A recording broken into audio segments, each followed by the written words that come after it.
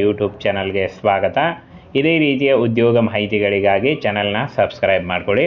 ಹಾಗೆ ಇದುವರೆಗೂ ಯಾರು ನಮ್ಮ ಟೆಲಿಗ್ರಾಮ್ ಮತ್ತು ವಾಟ್ಸಪ್ ಗ್ರೂಪ್ಗಳಿಗೆ ಜಾಯಿನ್ ಆಗಿಲ್ಲ, ಈಗಲೇ ಜಾಯಿನ್ ಆಗಿ ಹೆಚ್ಚಿನ ಉದ್ಯೋಗ ಮಾಹಿತಿಗಳಿಗಾಗಿ. ಫ್ರೆಂಡ್ಸ್, ಕಾರ್ಪೊರೇಷನ್ ಇಂಡಿಯಾದಿಂದ ನೇಮಕಾತಿ ನಡೀತಾ ಇದೆ ನೋಡಿ.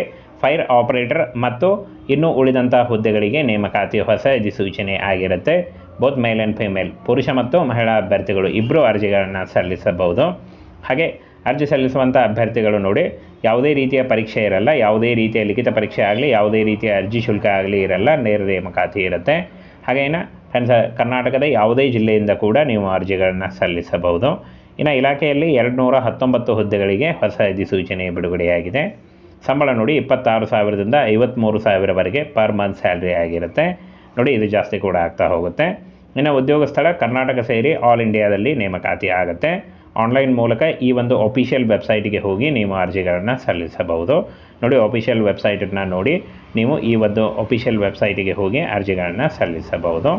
ಇನ್ನು ಫ್ರೆಂಡ್ಸ್, ಹುದ್ದೆಗಳ ಹೆಸರು ಮತ್ತು ಎಷ್ಟು ಹುದ್ದೆಗಳಿದ್ದಾವೆ ಅಂತ ನೋಡೋದಾದರೆ, ವ್ಯವಸ್ಥೆಯ ವಿಶ್ಲೇಷಕ 2 ಹುದ್ದೆಗಳಿದ್ದಾವೆ, ಉದ್ಯಾನ ಮೇಲ್ವಿಚಾರಕ 2 ಹುದ್ದೆ, ಪಶು ವೈದ್ಯಾಧಿಕಾರಿ 1 ಹುದ್ದೆ, ಉದ್ಯಾನ ಸಹಾಯಕ 12 ಹುದ್ದೆ ಇದೆ. ಹಾಗೆ ತಾಂತ್ರಿಕ ಸಹಾಯಕ ಗ್ರಂಥಾಲಯ 2 ಹುದ್ದೆ ಇದ್ದಾವೆ. ಹಾಗೆ ಸಹಾಯಕ ಗ್ರಂಥಪಾಲಕ 4 ಹುದ್ದೆ ಇದೆ. ಕಿರಿಯ ಈಜು ಬೋಧಕ ಮಹಿಳೆ 4 ಹುದ್ದೆಗಳಿದ್ದಾವೆ.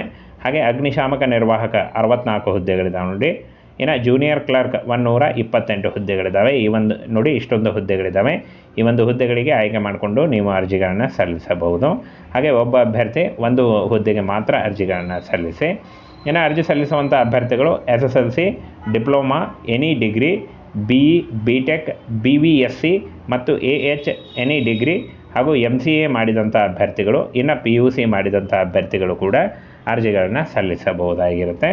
ಇನ್ನು ಫ್ರೆಂಡ್ಸ್, ಯಾವ ಒಂದು ಹುದ್ದೆಗೆ ಏನು ಒಂದು ಅರ್ಹತೆ ಅಂತ ನೋಡೋದಾದರೆ, ಇಲ್ಲಿ ನೋಡಿ, ವ್ಯವಸ್ಥೆಯ ವಿಶ್ಲೇಷಕ BE, BTech, MCA ಆದಂಥ ಅಭ್ಯರ್ಥಿಗಳು ಅರ್ಜಿಗಳನ್ನು ಸಲ್ಲಿಸಬಹುದು.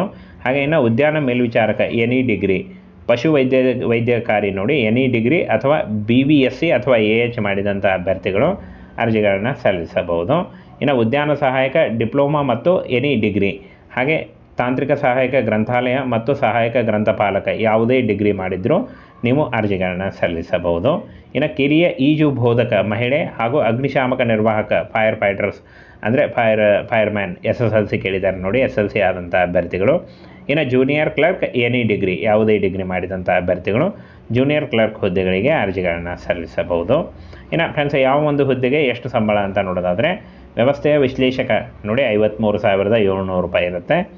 ಉದ್ಯಾನ ಮೇಲ್ವಿಚಾರಕ 51,000 ರೂಪಾಯಿ, ಪಶು ವೈದ್ಯಾಧಿಕಾರಿ 53,000 ರೂಪಾಯಿ, ಹಾಗೆ ಉದ್ಯಾನ ಸಹಾಯಕ 26,000 ರೂಪಾಯಿ. ಹಾಗೆ ಇನ್ನು ತಾಂತ್ರಿಕ ಸಹಾಯಕ ಗ್ರಂಥಾಲಯ 49,000. ಇನ್ನು ಸಹಾಯಕ ಗ್ರಂಥಪಾಲಕ ಮತ್ತು ಈ ಕಿರಿಯ ಈಜು ಬೋಧಕ ಮಹಿಳೆ ಹಾಗೂ ಅಗ್ನಿಶಾಮಕ ನಿರ್ವಾಹಕ ಜೂನಿಯರ್ ಕ್ಲರ್ಕ್ ಎಲ್ಲ ಹುದ್ದೆಗಳಿಗೂ 26,000 ರೂಪಾಯಿ ಪರ್ ಮಂತ್ ಸ್ಯಾಲ್ರಿ ಆಗಿರುತ್ತೆ ನೋಡಿ. ಇದು ಜಾಸ್ತಿ ಕೂಡ ಆಗ್ತಾ ಹೋಗುತ್ತೆ. ಇನ್ನು ವಯೋಮಿತಿಯನ್ನು ನೋಡೋದಾದರೆ, ಇಲ್ಲಿ ನೋಡಿ, 18 ವರ್ಷದಿಂದ 35 ವರ್ಷದ ಒಳಗಿನವರು ಅರ್ಜಿಗಳನ್ನು ಸಲ್ಲಿಸಬಹುದು. OBC ಅಭ್ಯರ್ಥಿಗಳಿಗೆ 3 ವರ್ಷ ಮತ್ತು SC/ST ಅಭ್ಯರ್ಥಿಗಳಿಗೆ 5 ವರ್ಷಗಳ ವಯೋಮಿತಿ ಸಡಿಲಿಕೆ ಕೂಡ ಇರುತ್ತೆ. ಇನ್ನು ಅರ್ಜಿ ಶುಲ್ಕವನ್ನು ನೋಡೋದಾದರೆ, UR ಅಭ್ಯರ್ಥಿಗೆ 500 ರೂಪಾಯಿ ಇದ್ದರೆ, EWS, SC/ST ಮತ್ತು SEBC ಅಭ್ಯರ್ಥಿಗಳಿಗೆ 250 ರೂಪಾಯಿ ಇರುತ್ತೆ ನೋಡಿ. ಪಾವತಿ ಮಾಡುವ ವಿಧಾನ ಆನ್ಲೈನ್ ಮೂಲಕ ಇರುತ್ತೆ. ಇನ್ನು ಆಯ್ಕೆ ಪ್ರಕ್ರಿಯೆ ನೋಡೋದಾದರೆ, ಯಾವುದೇ ರೀತಿಯ ಲಿಖಿತ ಪರೀಕ್ಷೆ ಆಗಲಿ, ಯಾವುದೇ ರೀತಿಯ ಒಂದು ಫ್ರೆಂಡ್ಸ್ ಲಿಖಿತ ಪರೀಕ್ಷೆ ಆಗಲಿ ಇರಲ್ಲ ನೋಡಿ. ಕೇವಲ ಸಂದರ್ಶನ ಇರುತ್ತೆ, ಯಾವುದೇ ರೀತಿಯ ಒಂದು ಲಿಖಿತ ಪರೀಕ್ಷೆ ಇರಲ್ಲ. ಸಂದರ್ಶನದ ಮೂಲಕ ಆಯ್ಕೆಯನ್ನು ಮಾಡಿಕೊಳ್ಳಲಾಗುತ್ತೆ ನೋಡಿ. ಆನ್ಲೈನ್ ಸಂದರ್ಶನ ಇರುತ್ತೆ, ಬರೀ ಸಂದರ್ಶನ ಇರುತ್ತೆ. ಹಾಗೆ ಇನ್ನು ಫ್ರೆಂಡ್ಸ್, ಈ ಒಂದು ಅಫಿಷಿಯಲ್ ವೆಬ್ಸೈಟಿಗೆ ಹೋಗಿ ನೋಡಿ, ಇಲ್ಲಿ ಕಾಣಿಸ್ತಾ ಇದೆ. ಈ ಒಂದು ಅಫಿಷಿಯಲ್ ವೆಬ್ಸೈಟಿಗೆ ಹೋಗಿ ನೀವು ಆನ್ಲೈನ್ ಮೂಲಕ ಅರ್ಜಿಗಳನ್ನ ಸಲ್ಲಿಸಬಹುದಾಗಿರುತ್ತೆ.